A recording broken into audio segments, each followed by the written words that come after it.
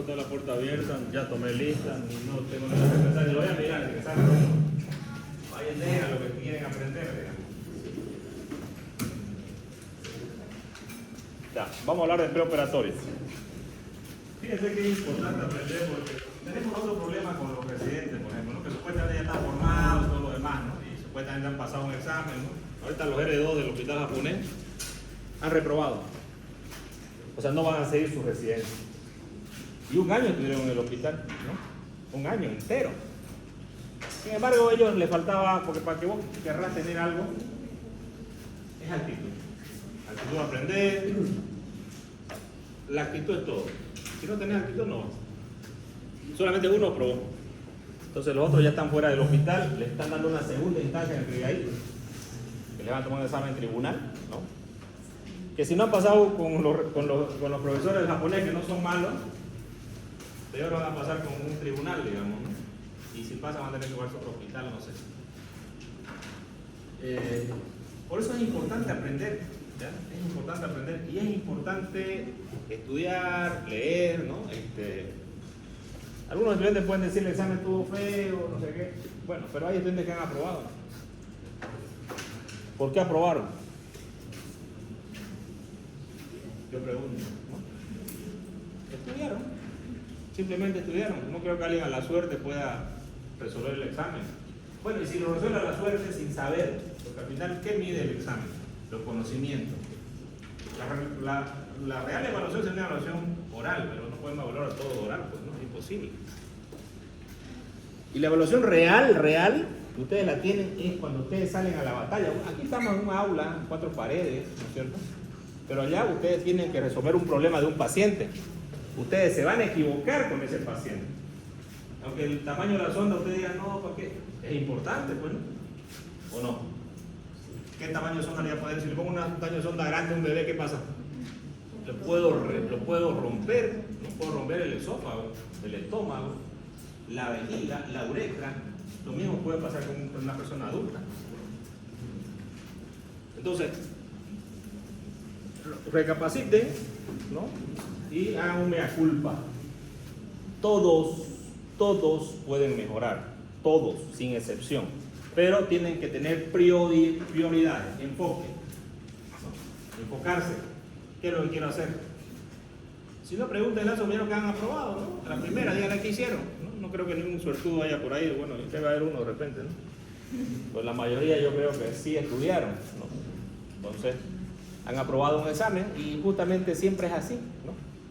Yo recuerdo la primera vez que di un examen de anatomía, éramos algo de 100 alumnos, de los 100 alumnos pasaron 5 nomás. Sí, 5. Después todos se reprobaron. Y la nota 51, yo pasé con 51. Y vino uno grandote así. Me dijo, ¿qué? ¿Vos pasaste? Y me dijo así como si yo fuera qué, pues, ¿no? O sea, ¿dónde se miden ustedes? ¿Se mide con el físico acá? ¿El tamaño?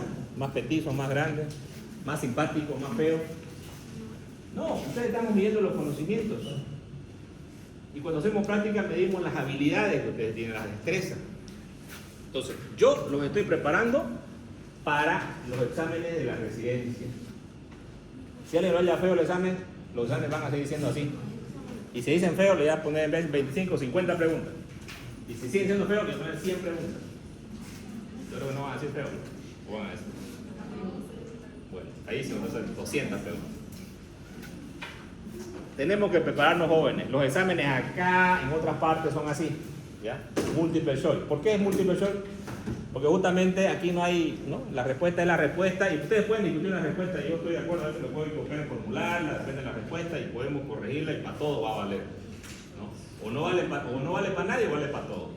No hay problema. Podemos hacer eso. Yo les mando la respuesta que ustedes me la discutan. De la que me discutieron el anterior grupo estaba mal, digamos. Los discutidores estaban mal.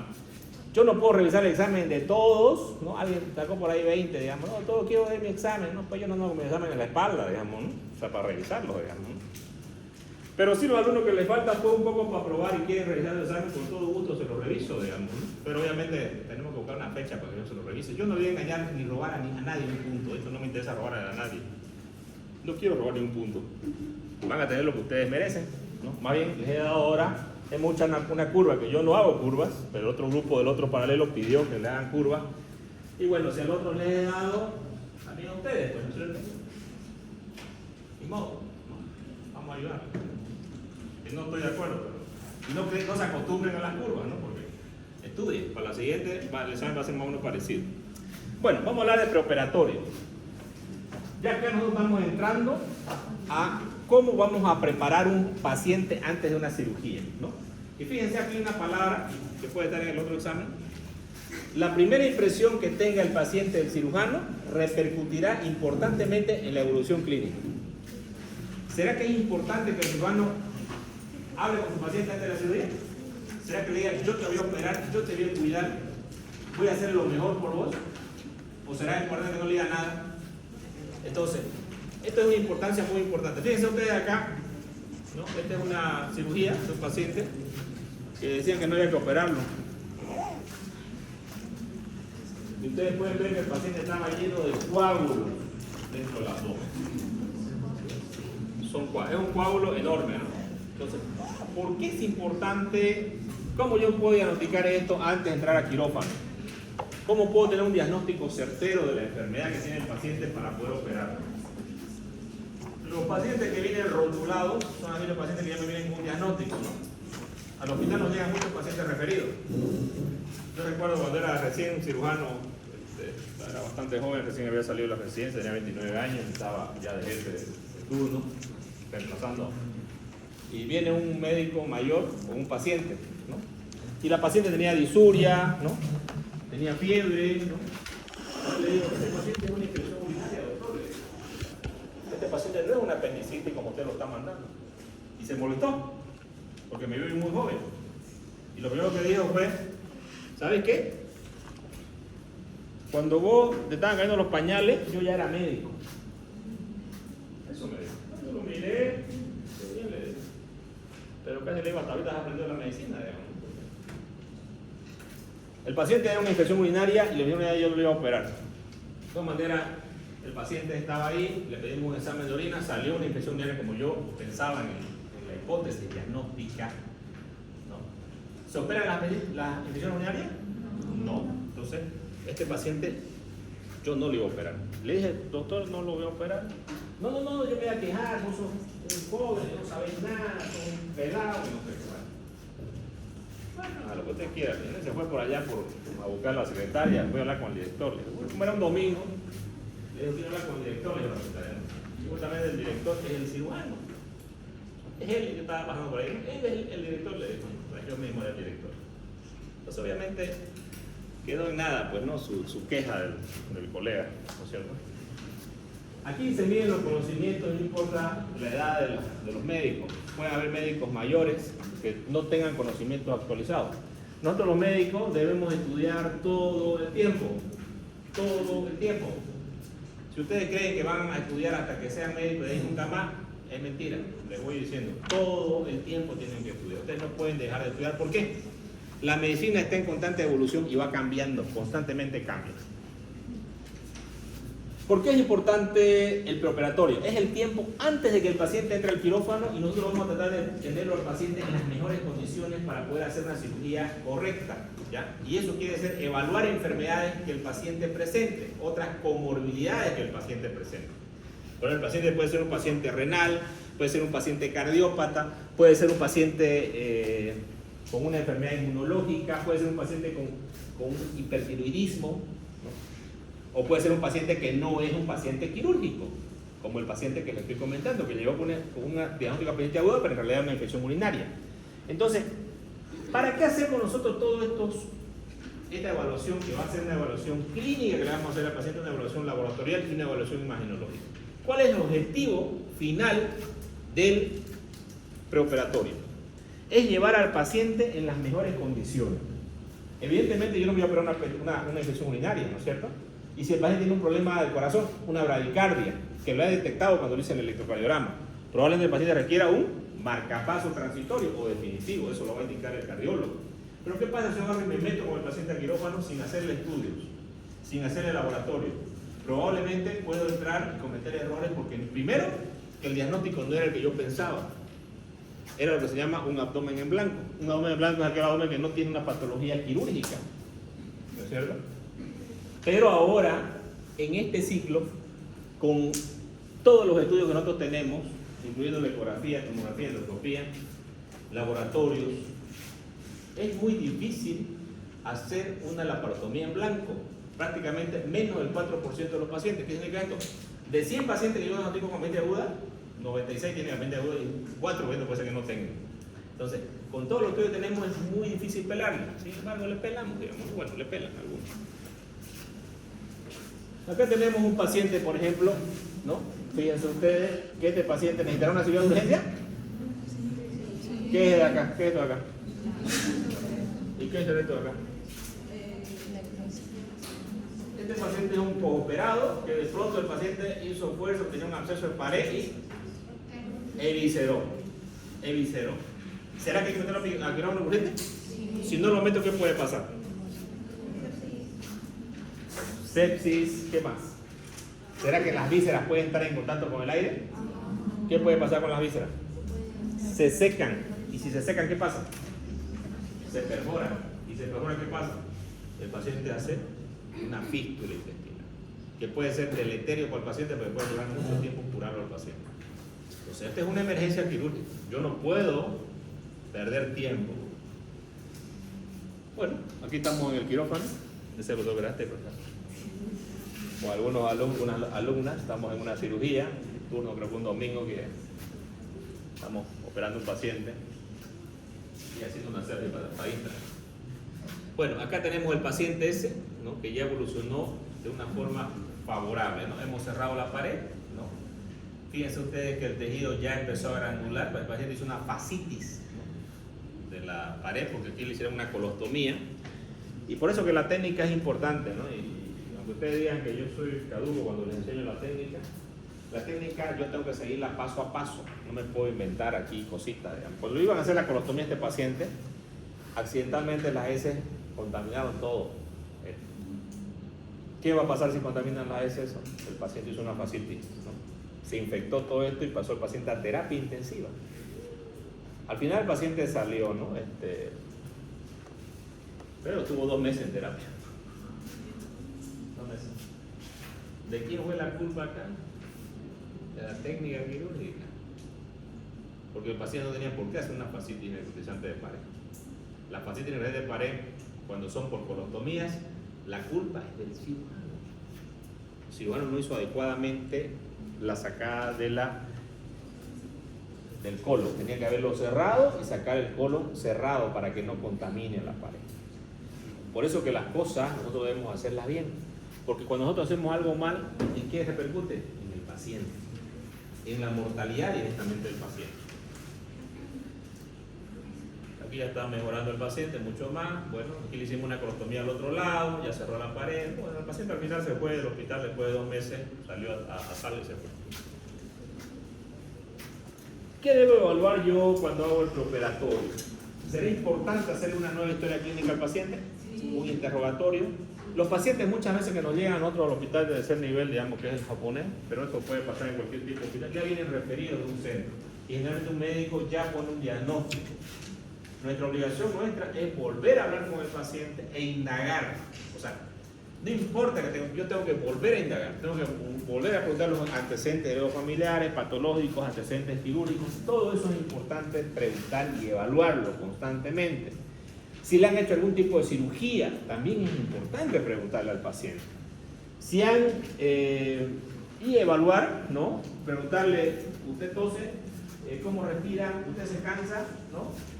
Cuando camina, sí, doctor, me canso cuando camino 2 pasos, 3 pasos. Entonces, hay muchos datos que solamente con el hipnoterapia usted se va a dar cuenta de la enfermedad que el paciente presenta. O presenta algún síntoma, digamos, en el caso del paciente que me trajo este colega, que cuando yo tenía pañales, ella era médico, ¿no? Pero hasta ese momento no había aprendido la medicina, digamos, ahí era un déspota, ¿no? Profesor de déspota, digamos, porque cómo le voy a decir eso a un médico, digamos, por más joven que sea, uno debe respetarlo a los médicos, ¿no? Yo respeto siempre a los colegas jóvenes, porque ya son colegas, ¿no? Y uno debe respetar, y los respeto a los internos, los respeto a los residentes, pese que son, inclusive los respeto a los estudiantes. ¿O alguien no lo respetaba? todos los respetos, ¿no es cierto? Y ese respeto siempre debe tenerlo un profesional con todas las personas, es importante, ¿no? Nosotros gestionamos, ¿no?, dentro de un hospital a los pacientes. Entonces el paciente es el más importante que está en un hospital. Nosotros debemos hacer una exploración del paciente. ¿Cómo exploramos? Valoramos los signos vitales. ¿Siempre debemos valorarlo? ¿En todo momento? Sí, porque los pacientes pueden cambiar. Y un signo vital me puede decir muchas cosas, ¿ya? Por eso es importante que yo mida la frecuencia respiratoria, que yo mida la presión arterial, que yo mida la temperatura, que yo mida todo esto. También es importante medir la antropometría. ¿Qué es la antropometría? Son las medidas del cuerpo del paciente, el peso, la talla. ¿Por qué es importante el peso? Porque yo al paciente tengo que hidratarlo y puedo sobrehidratarlo si yo no calculo adecuadamente el peso. O si el paciente es un paciente obeso, tengo que sacar el peso real del paciente, ¿no es cierto? Es importante explorar las cavidades, ¿no es cierto? La cavidad oral, ¿no? Por ejemplo, el otro día estaba viendo una paciente que me dio mal y no sé qué, ¿no? Entonces, le revisó los pulmones, el abdomen, no había nada por allá y le revisó la boca. Y en la boca presentaba una carie dental, ¿no? Probablemente de ahí estaba el foco infeccioso. Entonces, es importante valorar al paciente desde la punta del cabello hasta la punta de las uñas. El médico que evalúa muy bien a su paciente probablemente va a encontrar diagnósticos y va a llegar, va a ser muy certero y muy pocas veces se va a equivocar. ¿Cuánto me demora hacer una exploración física adecuada a un paciente? Por lo menos unos 20 a 30 minutos, ¿no es cierto? Haciendo un examen físico detallado del paciente. Pero muchas veces los pacientes se quejan porque los médicos no evalúan adecuadamente al paciente. Simplemente los agarran y les dicen, a ver señora, dígame qué tiene, ya, tómese, a ver, tiene fiebre, tómese paracetamol. Y no examinan al paciente.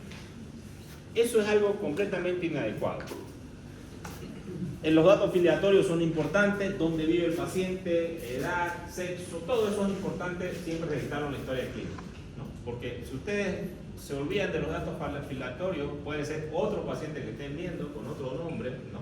Y también puede haber un problema legal. De hecho, siempre que valoramos un paciente, nosotros tenemos que tener el carnet de identidad del paciente, ¿no es cierto?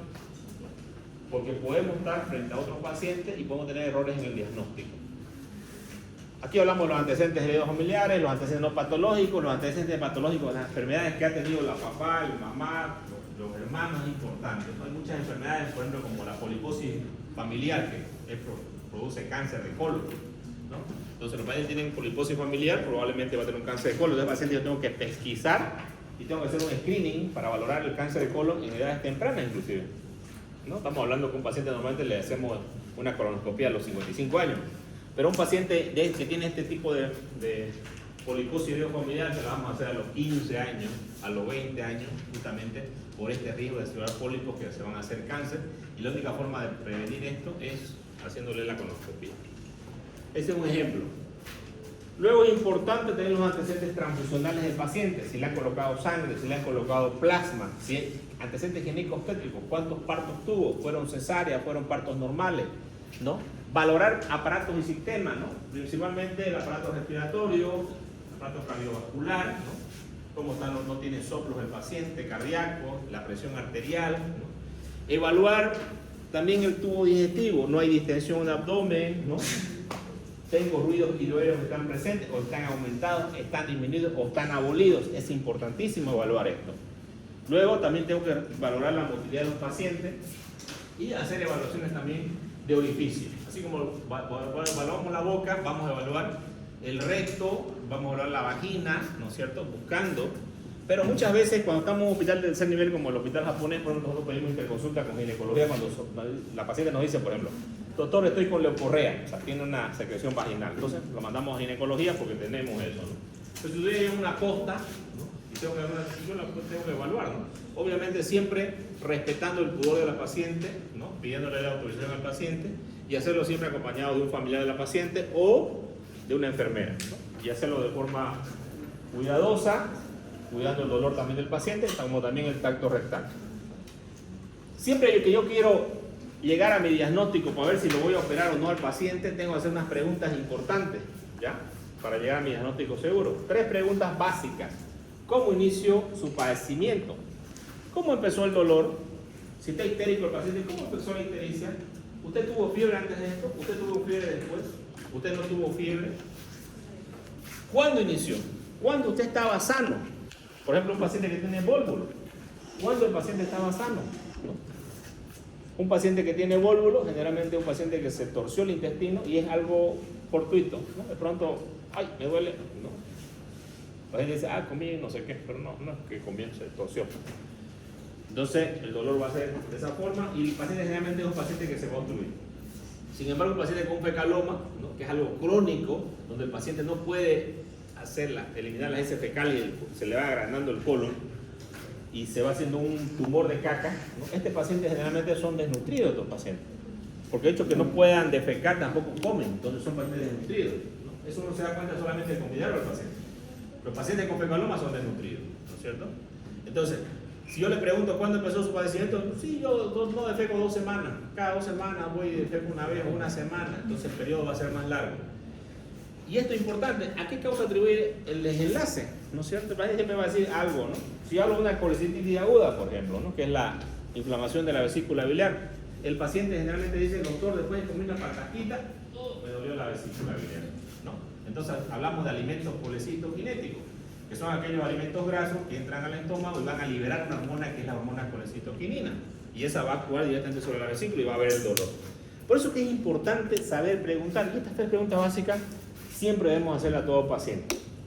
Aunque los pacientes nos lleguen rotulados con un diagnóstico, nosotros debemos reevaluar al paciente. Y pese a que el paciente llegue rotulado por una persona o por un médico, por el mejor médico del mundo, nosotros debemos reevaluar. ¿Qué significa reevaluar? Volver nuevamente a examinar al paciente y volver a evidenciar lo que el paciente tiene. Después de hacer una minuciosa exploración física, siempre es importante la ética profesional. Y esto quiere decir que nosotros jamás podemos, cuando estamos haciéndole un tacto vaginal, un tacto rectal o tocando al paciente, podemos tener sentimientos hacia el paciente. Tanto de una doctora hacia un paciente varón que lo esté examinando, como de un varón hacia una doctora o una paciente que esté examinando. El paciente tiene que ser siempre el paciente. Y tiene que haber una delgada línea que es importante respetar. Y eso se llama ética.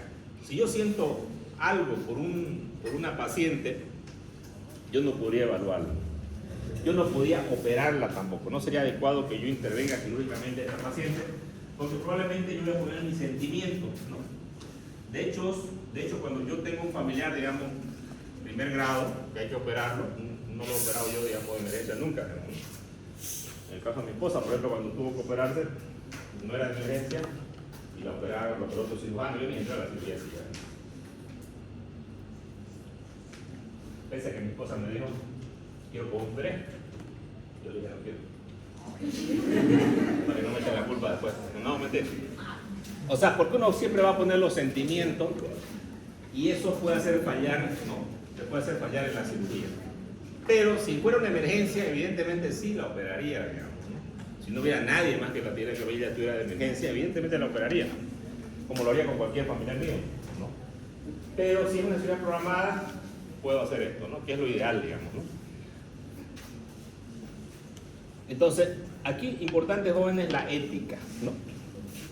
La ética también se refiere a que yo dé diagnósticos adecuados al paciente. Significa que yo, cirujano, me llega, por ejemplo, este paciente que tiene una infección urinaria, y yo digo, no, pues, apendicitis aguda mejor para mí, digamos, ¿no? Me voy a cobrar aquí unos 10.000 bolivianos, de bolsillito, no la opero, digamos, ¿no? Igual le voy a hacer tratamiento para la infección urinaria, ¿no es cierto? Y la paciente va a ir feliz, ¿no? Sin apéndice, aparte, ya yo empiezo a dar, digamos, supuestas indicaciones, ¿no?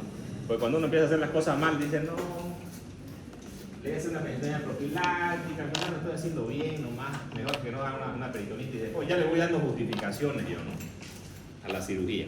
Sin embargo, no es ético porque no está indicado hacer una peritonía en un paciente con infección urinaria, si no tenga apendicitis aguda, ¿no es cierto? ¿O está correcto operarlo? No es correcto. Entonces, a eso se define como ética. Ya lo que quiero que quede claro, también va a ser pregunta de examen, ¿ya? Lo indicado y lo contraindicado. Nosotros venimos aquí a la universidad a aprender medicina y a saber lo que está indicado y lo que está contraindicado, ¿no? Por ejemplo, en ese caso, lo indicado es no operar a la paciente, sino una infección urinaria. El tratamiento va a ser una con antibióticos, ¿no es cierto? Y el paciente va a mejorar, ¿no? De que puede haber una apendicitis aguda y una infección urinaria, puede haber. Sin embargo, yo tengo que tener criterios para decir lo voy a operar al paciente. Por ejemplo, un criterio es que yo le hago una ecografía y el apéndice está inflamado, ¿no es cierto? Entonces ahí la tengo que operar. Pero si yo no tengo ningún criterio quirúrgico, pues no la tengo que operar al paciente, ¿ya? Entonces, la indicación es importante. Va a ser lo que haga, sencillo, fíjense, lo que dé beneficio al paciente, ¿no? ¿Y qué va a ser la contraindicación? Lo que haga daño al paciente, lo contrario, ¿no? La indicación es lo que haga un beneficio y la contraindicación es lo que haga daño.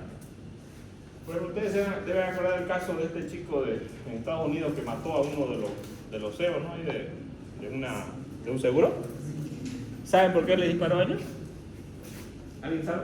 Porque tuvo un problema de salud que no le Él quisieron. tuvo un problema de salud, pero también su familia, mamá, abuela, tuvieron problemas de salud y los seguros se hacen los bobby, digamos, ¿no? Entonces no lo atendieron bien, pues su mamá tenía una enfermedad de estas raras y solamente tenía 3 consultas por año, ¿no?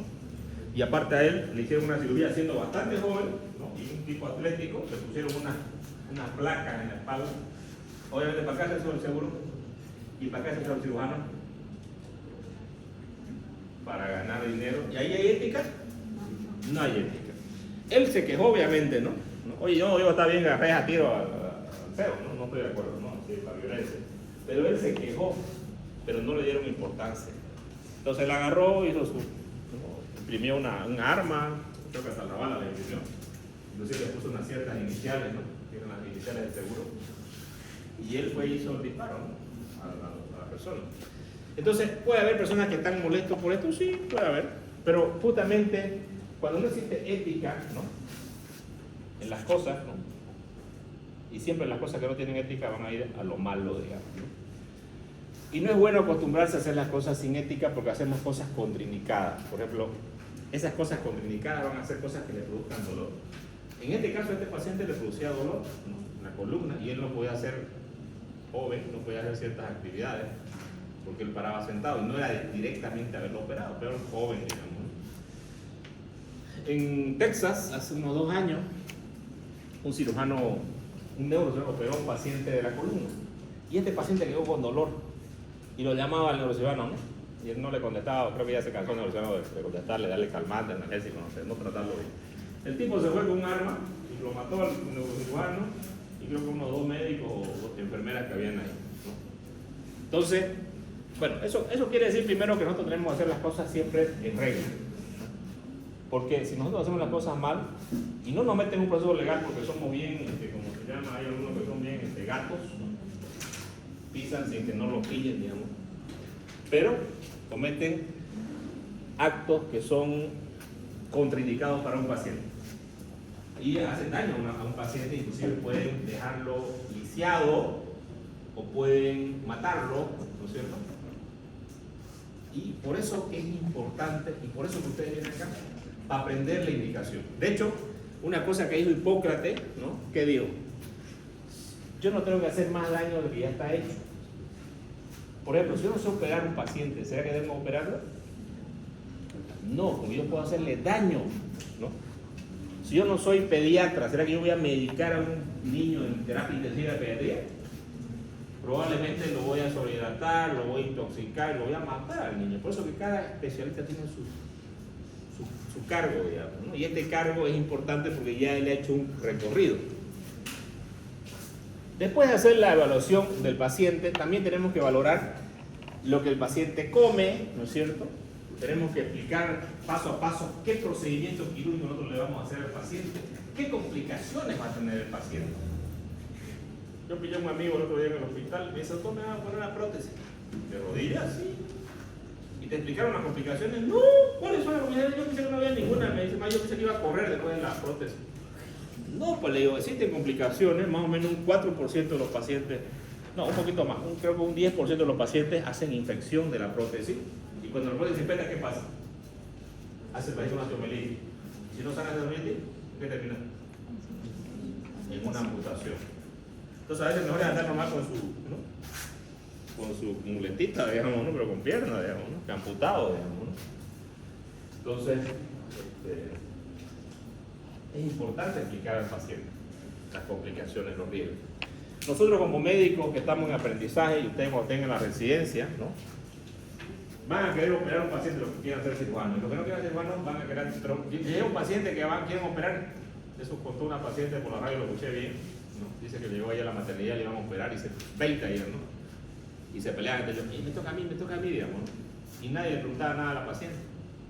La percepción de la paciente al ver tanta gente que quiere operarla, ver a residentes, no sé, internos, no sé, pero todo el mundo quería operarla. No, a mí me toca, no, aquí, ¿no? Y ninguno de ellos realmente había valorado al paciente. Lo mismo pasa en cirugía algunas veces, ¿no?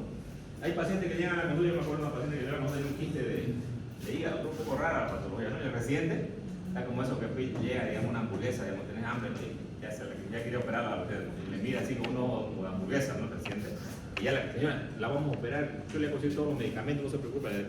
Le dijo el residente con tantas palabras, digamos, como que ya quería operar a la paciente, que la paciente no quiso operarse, le dio miedo. Entonces, ¿por qué? Porque nosotros estamos pensando en querer hacer una práctica, ¿no? En ese paciente, pero nos olvidamos lo más importante, es atender a un paciente. Tenemos que atender a un paciente, ¿ya? Y no es, digamos, como le vamos a operar como una hamburguesa que no nos vamos a comer, digamos, ¿no? Como los de ginecos, que ya te digo, no, yo, y nadie le preguntaba ni a la paciente qué tenía, por lo menos, ¿no? Ya le preguntaban embarazada, ya querían operarla. Entonces, es importante valorar esto, valorar los estudios, valorar la clínica, valorar el grupo sanguíneo. Existen laboratorios que son de rutina, ¿no? Entre ellos viene el hemograma, la creatinina, la urea, la transaminasa, las albúminas, el tiempo de coagulación, el tiempo de proteomina, ¿no? El tiempo de tromboplastina, porque valoramos nosotros la coagulación del paciente. Hay exámenes que son de rutina y siempre lo vamos a hacer todo paciente que nos llega a la emergencia, como también pruebas de algunos laboratorios especiales como el HIV, ¿no? Que pedimos, un tiempo pedíamos el COVID a todos los pacientes, ¿no? Y valoramos el hemograma que recuento leucocitario, recuento de hemoglobina, hematocrito, ¿no? Grupo factor. Valoramos también algunas pruebas como el test para HIV, ¿no? Antes se pedía el PDRL, en el libro está esto tal como está, ¿no? Los tiempos de coagulación y sangría, el grupo sanguíneo, el examen de orina, para valorar si no tiene el paciente otra enfermedad o en ese momento tiene una comorbilidad, una situación diabética, un paciente que está orinando proteína, que está orinando sangre, ¿no? Hay muchas cosas que el paciente puede tener. Ahora con los estudios de imagen que tenemos, ecografía, tomografía, resonancia magnética, sonografía, endoscopía, los diagnósticos son cada vez más certeros. ¿Siempre le damos una radiografía de tórax a un paciente de rutina? Siempre, porque valoramos los pulmones, neumonías, por ejemplo, que puedan aparecer sin la clínica adecuada, ¿no? No se olviden que nosotros tenemos que tener estudios objetivos. Por ejemplo, el examen que ustedes han dado es un objetivo, ¿no? Alguien puede decir, no, yo sé más que el examen. Bueno, el examen pues, el que manda, pues, es objetivo, es una prueba, ¿no? De repente alguien puede saber más, pero cuando dio el examen lo dio mal, pues, ¿no? Y la prueba es el examen, eso es objetivo. Los estudios también son objetivos. La clínica es objetiva, es subjetiva, ¿no es cierto? ¿Por qué es subjetiva? Porque yo valoro desde mi punto de vista, desde tu punto de vista de ella, el punto de vista de ella. Si todos nosotros valoramos un paciente y escuchamos y todo eso, de repente vamos a tener varios puntos de vista, o de repente vamos a llegar a lo mismo. Pero ¿cómo puedo yo decir, usted lo evaluó al paciente? ¿Tengo alguna prueba? ¿Algún documento? No tengo ningún documento. Por eso que es importante tener los estudios. Primero, para tener un criterio, un certificado, una evidencia de que ustedes van a operar o no a un paciente, si es correctamente el diagnóstico o no es correcto. Y también les sirven de pruebas de médicos legales, ¿no es cierto? Porque aparecen, como ahorita hay comunidades médicos, ¿por qué lo operaste al paciente? Y sin ecografía, no pasa que no pasa nada, no te meto un juicio, digamos. La placa de tórax es importante, me valora la salud cardíaca, ¿no? Me valora si no tiene un derrame, si no hay condensaciones, neumonías, o tiene una tumoración el paciente, ¿no? Si el botón aórtico está prominente, la radiografía me dice muchas cosas. Es un documento médico legal. ¿El electrocardiograma es un estudio de rutina? Sí. En el libro creo que dice más de 50 años. Nosotros le hacemos a todos los pacientes, de 18 para arriba, a todos el electrocardiograma.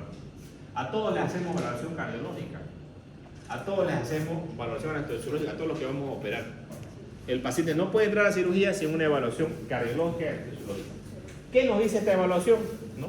nos habla del pronóstico. Aquí tenemos un estudio con un hemoperitoneo, una tomografía, fíjense, lleno de aire. Aquí tenemos un hemoperitoneo con neumoperitoneo también, abundante en la cavidad abdominal. Aquí tenemos una endoscopía, ¿no? Entonces los estudios cada vez nos acercan más a un diagnóstico. Y hoy otra vez se dice la ética profesional, ¿no? La ética profesional es importante, da un diagnóstico certero al paciente y un tratamiento adecuado para el paciente, ¿no? Algunas veces vamos a tener que pedir interconsultas con otras personas. Por ejemplo, si yo detecto que el paciente es un paciente renal, tengo que llamar al nefrólogo. Si detecto que el paciente es un paciente diabético, tengo que hablar con el médico diabetólogo o con el cardiólogo, ¿no? Aquí tenemos un paciente que tiene una infección del dedo, ¿no? Agrenado el dedo, esto es una ciudad de urgencia, hay que amputarle el dedo al paciente. Acá tengo un paciente que le ha entrado un tornillo, un desarmador, perdón, ¿no? Él estaba manejando una volqueta y se encunetó, ¿no? Y dice que como es desfrenado, como algunos tienen su cuarto más o menos, tenía ahí estaba, ¿no? Y él se fue al otro asiento, o sea, saltó, ¿no? Y caballo. Ya ves lo que dice él, ¿no? Pues yo la verdad dije, yo a este le han dado, ¿no? Por gordo, ¿no? Llega al hospital así, ¿no? Entonces obviamente este paciente tiene un trauma renal, ¿no? Le tuvimos que extirpar el riñón. Lo importante siempre en la emergencia, ¿qué es? El tiempo. Debe ser el tiempo rápido, no puedo yo estar demorando. Entonces yo tengo una cirugía de emergencia y otra de urgencia. La urgencia es la que inmediatamente tengo que operar al paciente, no puede esperar. Y la de emergencia es la que puede esperar un poquito más allá de las 6, 12 horas, ¿ya? Por ejemplo, un hemoperitoneo vendría a ser una cirugía de urgencia, ¿no es cierto? Una apendicitis aguda vendría a ser una cirugía de emergencia, que hay que operarlo, pero puedo esperar unas 6 o más horas, ¿no? Cirugía urgente y cirugía no urgente, ¿no?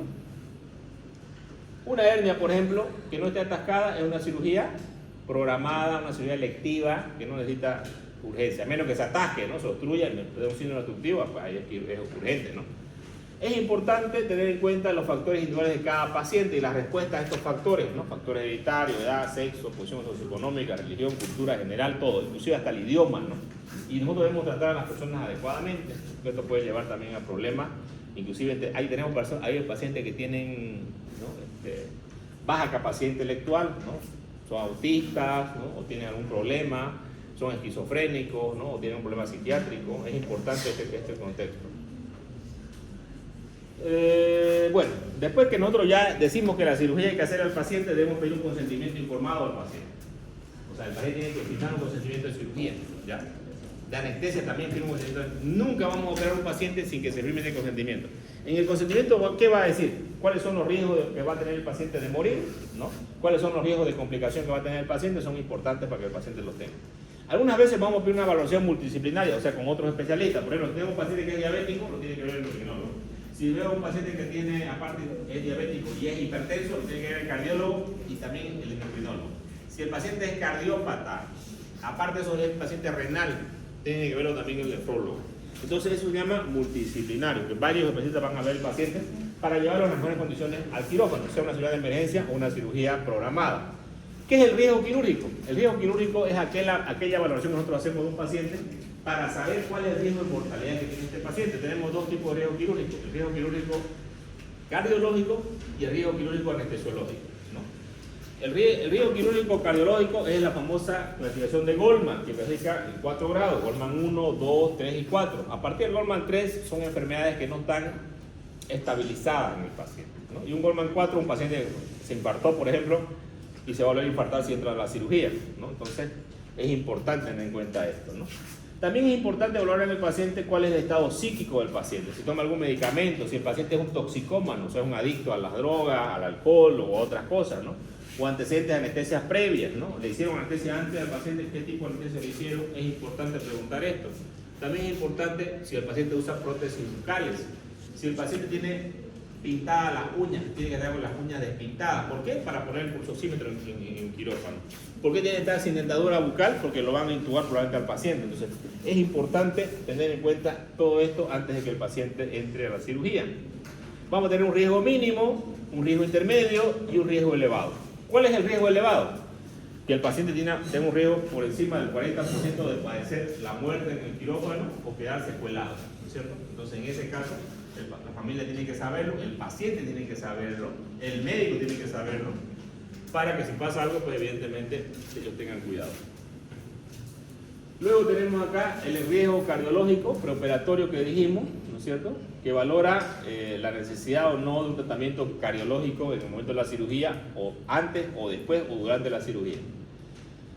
Tenemos la creación también del anestesiológico que clasifica el ASA 1, ASA 2, ASA 3, ASA 4 y ASA 5, ¿no? El ASA 1 y ASA 2 son ASAs que están una enfermedad sistémica leve, el ASA 3 es una enfermedad que está el paciente descompensado, ¿no es cierto?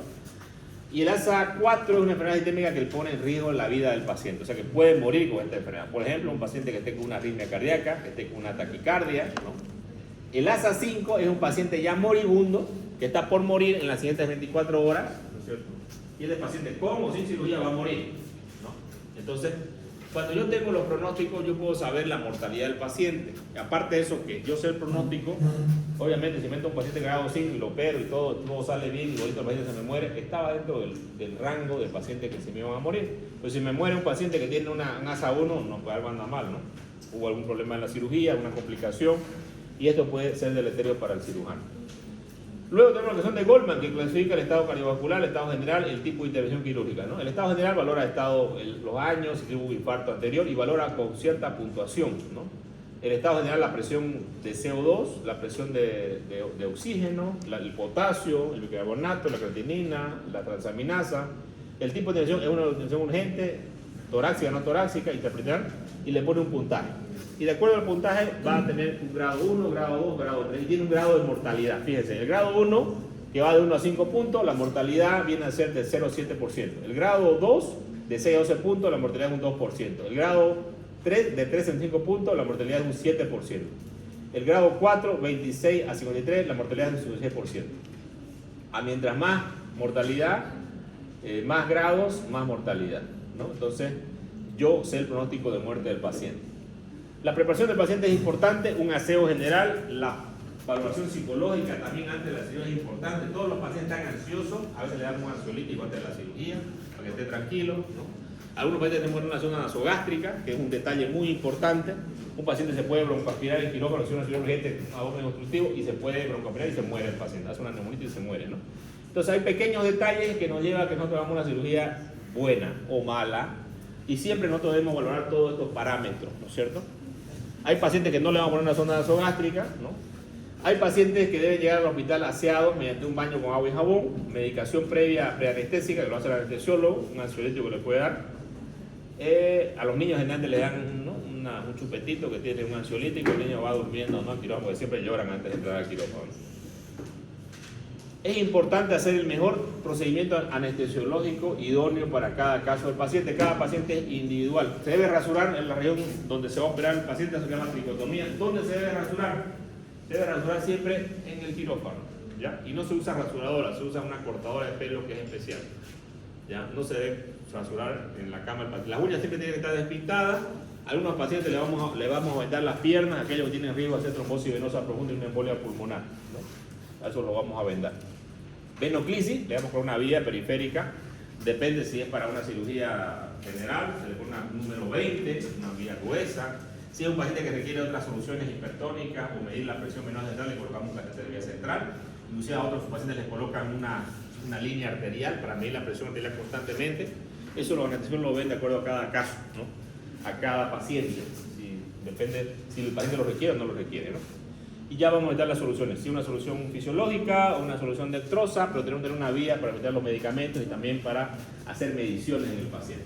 Otras sondas que vamos a colocar, sonda Foley para medir la diuresis horaria en pacientes que van a estar más de una hora en quirófano o tienen cardiopatía y tenemos que saber la diuresis horaria. Enemas evacuantes, laxativas, contraindicación. ¿En quién no pongo un enema evacuante? En aquellos pacientes que yo sospecho una apendicitis aguda, ¿no? En ese caso, si yo pongo el enema, puedo perforar el apéndice. Es contraindicado o puede ser una peritonitis con el enema. Entonces está proscrita, fíjense, en caso de abdomen agudo. Pero en otros casos se puede hacer en cesárea, en todos los otros casos se debe limpiar el recto, ¿no? Porque es importante, porque el paciente de la cirugía puede también defecar y esta defecación puede contaminar el quirófano. La cirugía programada, transporte a quirófano. Una vez que hemos evaluado, hemos aseado, hemos visto el preoperatorio, los laboratorios, todos tenemos el diagnóstico certero del paciente. Inclusive cada paciente tiene una manilla que se individualiza y dice: yo soy el paciente de Jorge Verástegui, por ejemplo, ¿no?, que voy a entrar al quirófano. porque se puede haber confusión de pacientes en el quirófano. Es importante individualizar el quirófano, el paciente. Una vez transportado, va a ir con una enfermera con su historia clínica y va a llegar hasta otra enfermera que lo va a recibir en el quirófano y va a ver la historia clínica, lo va a ver al paciente, le va a preguntar al paciente y también va a ser evaluado después por los anestesiólogos. Los anestesiólogos también evalúan los laboratorios, los estudios y es otro filtro. O sea, el paciente pasa por varios filtros antes de entrar al quirófano. Si algún problema, pues el paciente de repente es un paciente programado de hernia y de repente empieza a toser, lo evalúa el anestesiólogo. Usted está resfriadito, mire, vamos a tener que reprobar su cirugía por el problema pulmonar, ¿no? Pero si es una ciudad de urgencia, por ejemplo, y tiene una paciente aguda y está resfriado, igual se opera el paciente. ¿Ya? Eso que quiero que quede claro. Aquí están transportándolo al paciente al quirófano. Bueno, aquí están los alumnos haciendo su escritura. El que aprende y aprende y no practica lo que sabe es como el que ara y no siembra. Entonces, todo lo que nosotros aprendemos debemos aplicarlo, ¿ya? Todas las clases que ustedes aprenden son importantes, ya ninguna clase está extra, inclusive hasta las clases de fisiología, ¿verdad? Para que sean buena gente, escúchenla, ¿verdad? No hay broma. Bueno, ese es el tema, se lo voy a pasar, que vayan estudiando. Ya les aviso su nota de lo que han dado examen.